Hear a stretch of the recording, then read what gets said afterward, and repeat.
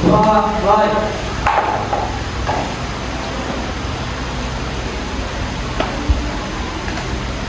Selesai. Memberi salam kepada ibu guru. Selamat pagi. Assalamualaikum warahmatullahi wabarakatuh.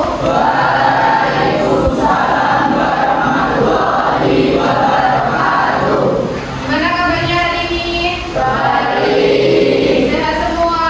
Sehat. Siap belajar KKA? Siap. Oke. Sebelumnya saya absen dulu ya.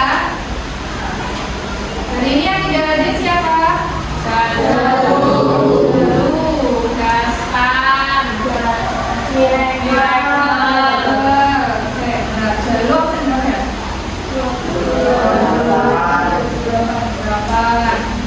Jangan lupa mana? Terus Miracle izin ke mana? Tahu? Oke. Apa lagi?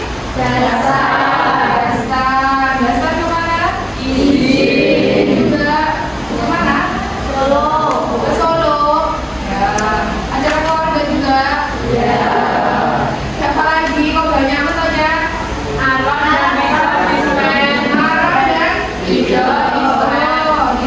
Dispen kenapa ini? Pasti. Oh, buat 17-an. Iya. Banyak ya? Berapa orang? 25 orang? Iya. Saya pengen bertanya ke kalian. Hari ini, hal baik apa yang sudah kalian lakukan? Dari hal yang terkecil aja, yang menurutku itu kayak mengimbas kepada orang lain. Siapa aja? Nah, betul. Membantu orang lain. Membantu apa dong? Nyapu. Kamu pakai baju dan nyapu? Ya. Wah, keren-keren. Sekarang dulu. Sekarang kamu bangun jam berapa? Jam 4. Oh, pagi banget ya. Sebelum subuh berarti. Terus kamu ngapain lagi sebelum kamu? Tahajud, masya Allah, bagus. Bisa dicontoh teman-teman ya. Wah, kebiasaan yang tiga ini sangat baik sekali ya, dan kalian bisa contoh ya. Jadi kalian itu tidak hanya memikirkan dunianya saja, tapi nah hubungan kita ke Tuhan kita juga harus seimbang juga ya. Jadi hablum minallahnya jalan, hablum minannasnya juga jalan. Jadi seimbang. Jadi kita hari ini akan belajar analisis data atau pengelolaan data. Nah, kemudian akan kita kaitkan dengan pendekatan berpikir komputasional. Minggu depannya kita belajar berpikir komputasional kan? Nah, nanti kita kaitkan apa kaitannya. Nah, sekarang sebelum kita mulai pelajarannya, Bu Fitri akan mengadakan pretest mengenai materi yang akan kita pelajari hari ini. Jadi Bu Fitri ingin tahu sejauh mana pengetahuan kalian mengenai analisis data. Nah, silakan dibuka browsernya dan buka Playground.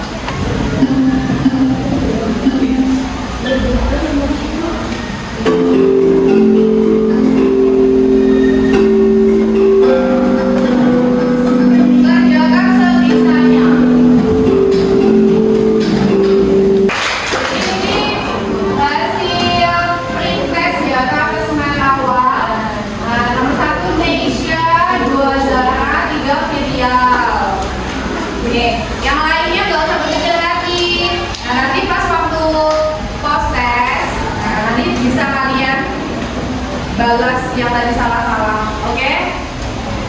Karena tadi habis ngerjain soal, kita begini dulu ya supaya lebih semangat dan lebih ceria lagi, hilangkan kepusingan yang tadi. Oke, kita tepuk WOW. Udah tahu kan? Silakan Zara pemimpin, ayo. Dikasih apa? Kasih B, kasih O. Wow, keren.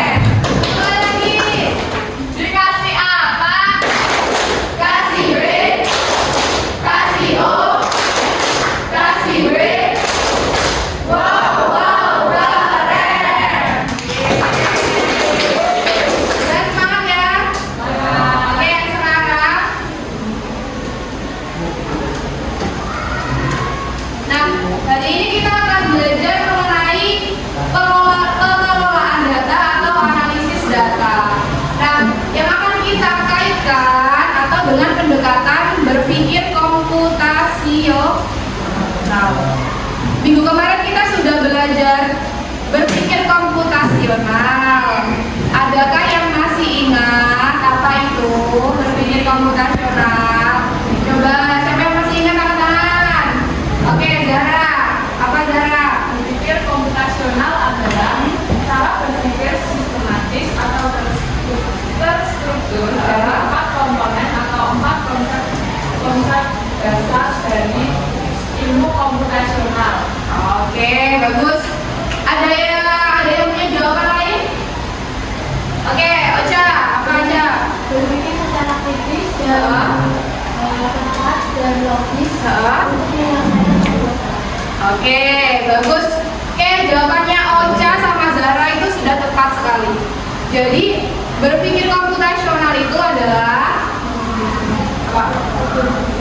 Cara berpikir untuk menyelesaikan masalah secara logis, terus kritis, sistematis. Nah, dengan menggunakan 4 komponennya berpikir komputasional atau ilmu komputer. Jadi kita belajar bagaimana cara komputernya itu berpikir. Jadi kita itu biar ketika ada masalah itu bisa menyelesaikan secara sistematis, kritis, gitu. Jadi kalau ada masalah itu kita tidak pusing dulu, tapi kita membreakdown, kita mengelola masalah itu supaya dapat diselesaikan. Nah, kemudian berpikir komputasional itu ada berapa komponennya? Apa aja? Dekomposisi, abstraksi, algoritma, sama analog. Gitu ya. Jadi kalau ada masalah itu kamu terapkan ke 4 komponen ini, lebih gampang. Yang pertama, kalian bisa diuraikan dulu masalahnya menjadi bagian-bagian kecil. Itu apa? Nah, kemudian kalau fokus pada yang penting, abstraksi. Kalau mencari kesamaan dari masalah yang berbeda, kalau kita menyusun suatu instruksi atau langkah-langkah, oke ya.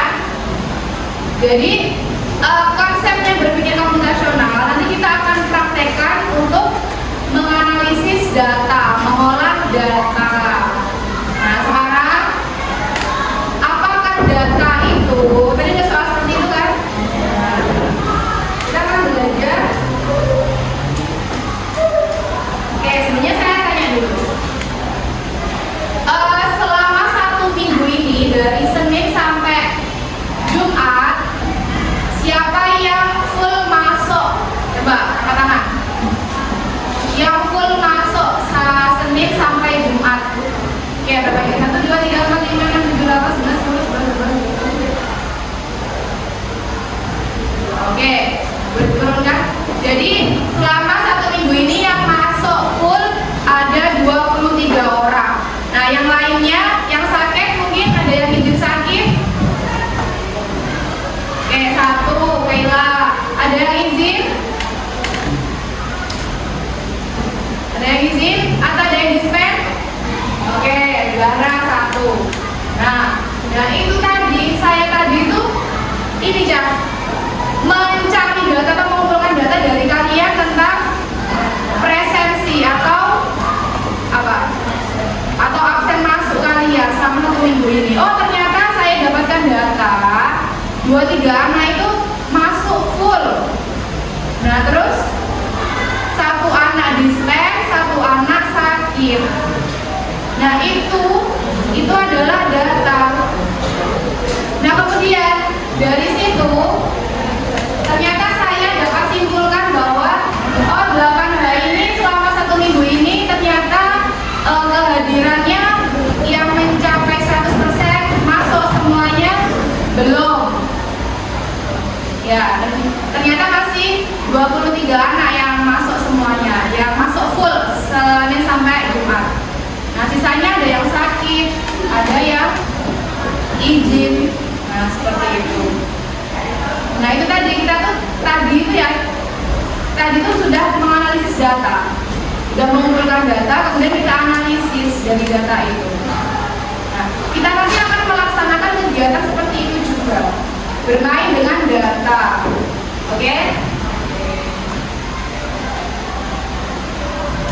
Nah, sekarang tujuan pembelajaran kita hari ini itu apa?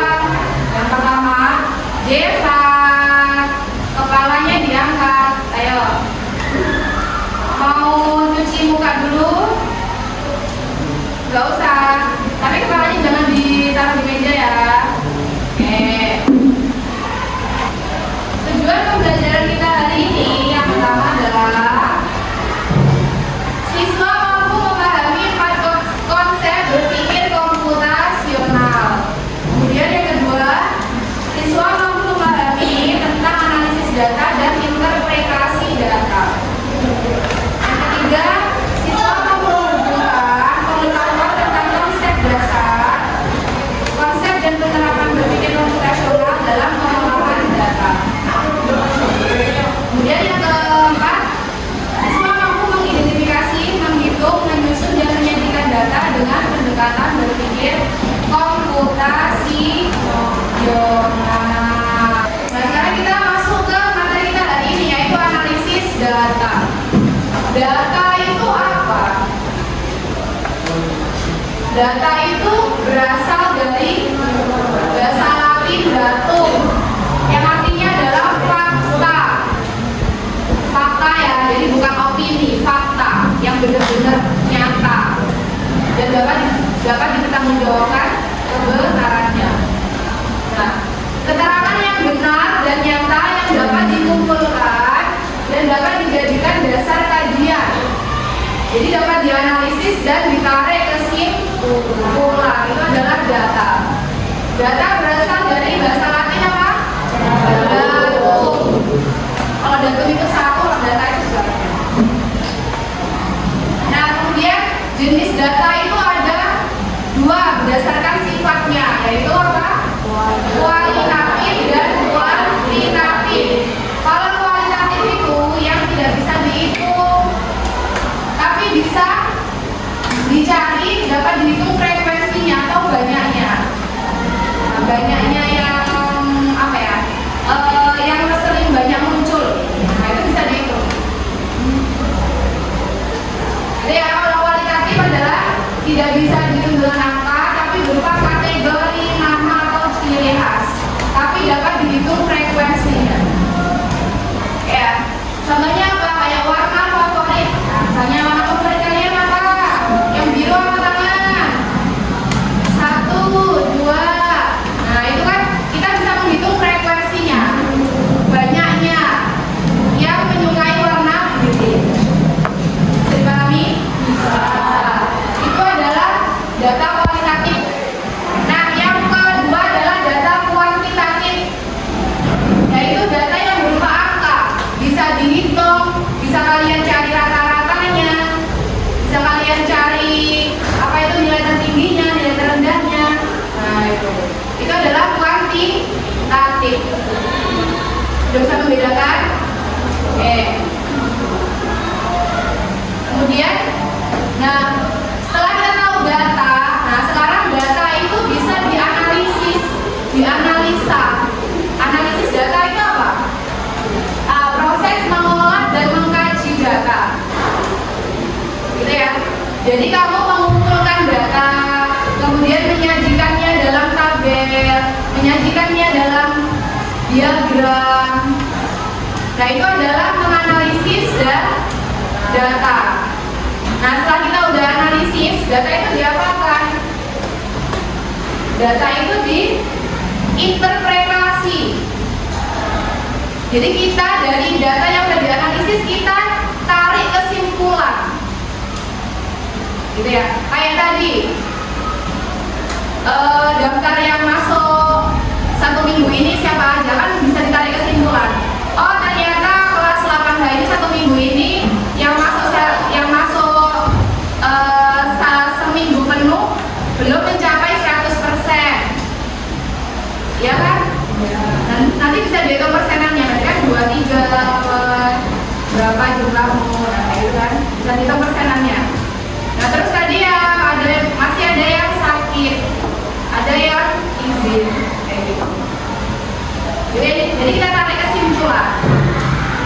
dari data yang sudah kita analisa tadi.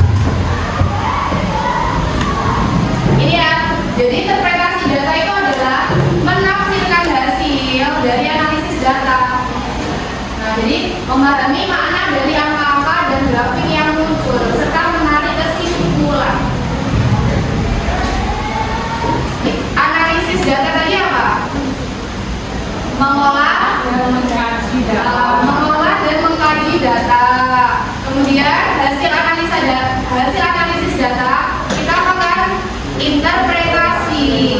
Kita tarik kesimpulan. Kita breathing dulu ya, biar semangat. Ayo berdiri semua. Ayo siapa?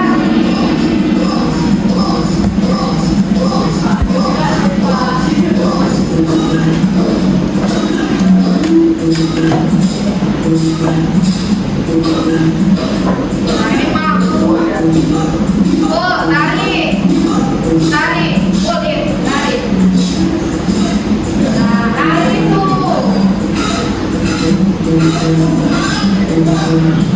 Klik. Nyabut. Oh, nyerah. Gerak Hendro.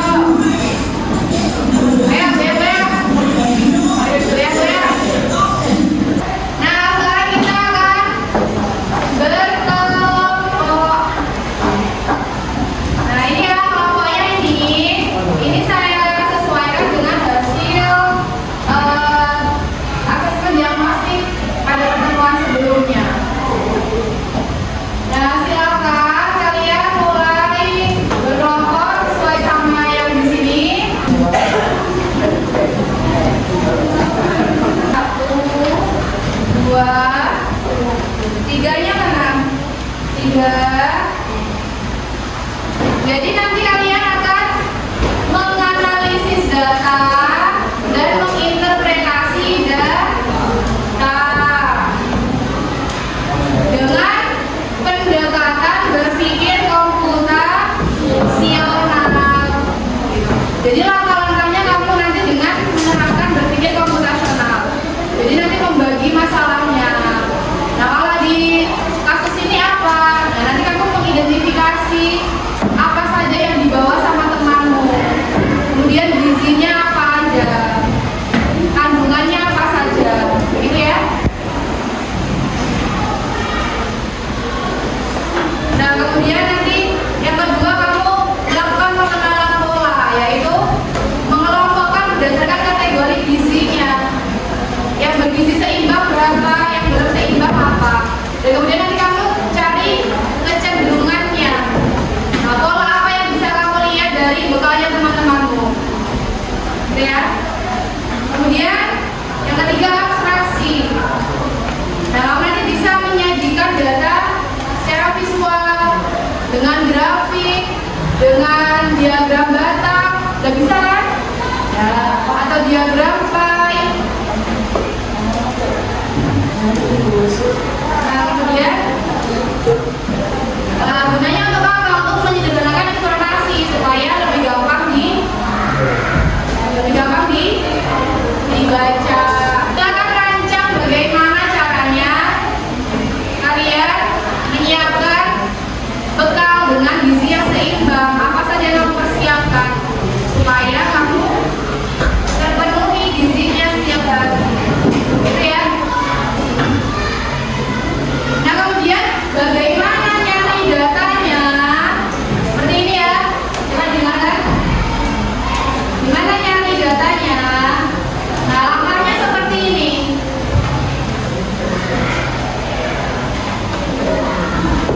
Ini ya. Yang pertama apa yang aku lakukan? Mengumpulkan data. Silakan nanti kamu tanya ke teman-temanmu. Wawancara ke temanmu, bekalmu apa? Nanti silakan cari 10 teman ya. Nanti biar gampang saling mencari 1 sama 2, saling bertukar informasi ya. 3 dan 4 ya. Kemudian 5 dan 6. Oke? Nanti silakan ditulis namanya. Coba pinjam.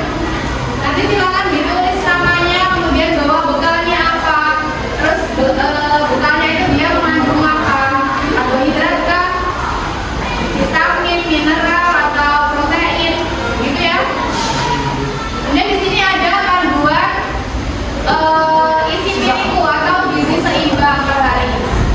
yaitu dengan memenuhi apa? Jadi ada karbohidratnya, ada sayur, ada buah, ya, ada proteinnya, ada lauknya. Nah, nanti di sini sudah ada. Kemudian yang kedua, kamu ngapain? Nah, ini kamu mencari polanya. Yang ketiga, bikin diagramnya. Berapa anak diagramnya yang bawa buah, sayur? Kemudian bikin kesimpulannya. Nah, berarti ini melakukan mencari kesimpulan tadi, berarti kita melakukan apa? Interpretasi data. Kita menarik kesimpulan. Apa kesimpulan yang kamu dapat dari bekalnya teman? Kemudian kamu bikin algoritma menyiapkan bekal gizi seimbang. Oke ya? Ada yang mau bertanya? Tidak, sudah jelas.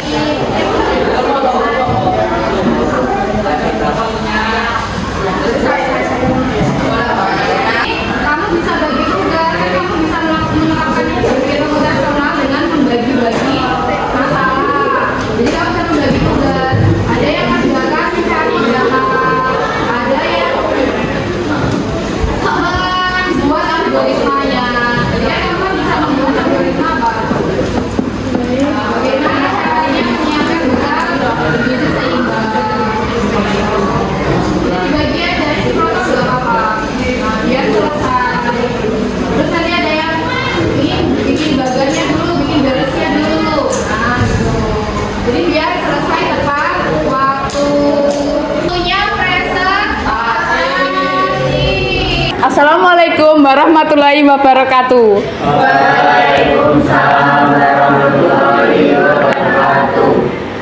Kami dari kelompok 6 izin memperkenalkan diri ya. Nama saya Zara Zalia Haris dari absen 32.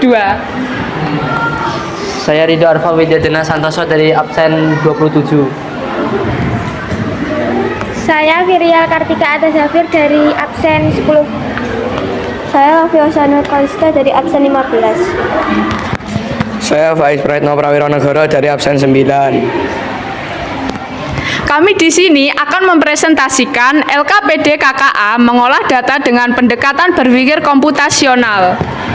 Langkah pertama yang kita cari adalah mencari data. Kami di sini sudah mencari data beberapa siswa dengan menu gizi seimbang yang kami tanyakan tadi.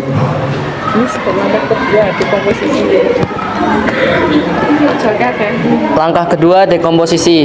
Dekomposisi adalah mengidentifikasi kandungan gizi isi kotak makan.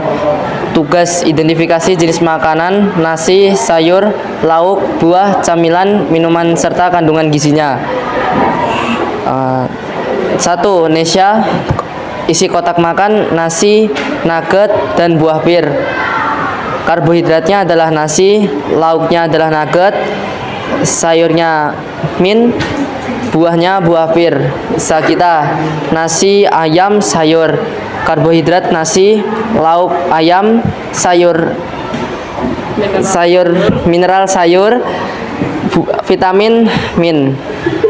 2. Pengenalan pola. Mengelompokkan berdasarkan kategori gizi dan melihat pola.